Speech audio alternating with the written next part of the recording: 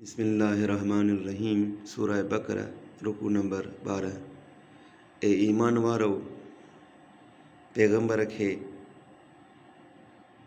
अर्ज़ु करण महिल राइना जो लफ़्ज़ न चओ ऐं उनज़िरना जो लफ़्ज़ चओ ऐं उहो हुकुम दिलि सां ॿुधो ऐं काफ़िरनि लाइ ॾुखोईंदड़ अज़ाब आहे। न की को किताब वारनि काफ़िरनि मां ऐं न की को मुशरिकनि मां अव्हांजे पालणहार खां अव्हां ते कंहिं चङाईअ जो लहणु घुरंदो आहे। ऐं अल्लाह पंहिंजी बाज सां जंहिंखे वणेसि तंहिंखे चूंडींदो आहे ऐं अल्लाह वॾे फज़ल वारो आहे।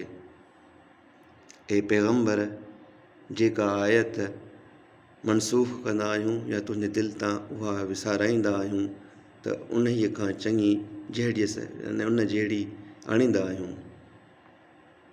न ॼाणंदो आहीं छा त अल्लाह सभु कंहिं शइ ते वस वारो आहे। ए पैगंबर, न ॼाणंदो आहीं छा त आसमाननि ऐं ज़मीन जी बादशाही अल्लाह जी आहे ऐं अल्लाह खां सवाइ अव्हांजो न को संभालींदड़ आहे ऐं न को वाहिरु आहे। ए मुस्लमानो, अव्हीं पंहिंजे पैगंबर खां ईअं सुवाल करणु छो था घुरो जीअं अॻु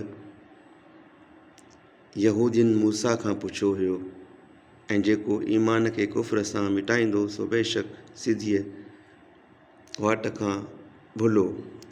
किताब वारनि मां घणा घुरंदा आहिनि त जेकर अव्हांजे ईमान आणण खां पोइ अव्हां खे साड़ सबबां जो संदनि दिलनि में आहे, खेनि जो हक़ पधिरो थी चुको आहे, उन खां पोइ बि मोटाए काफ़र कनि, पोइ एसीं टरी वञो ऐं मुड़ी वञो जेसीं अल्लाह पंहिंजो हुकुम मोकिले, छो त अल्लाह सभु कंहिं शइ ते वस वारो आहे। ए मुस्लमानो, निमाज़ पढ़ो ऐं ज़कात ॾियो ऐं जेका चङाई पाण लाइ अॻे मोकिलींदो सा अल्लाह वटि लहंदो। जेकी अव्हीं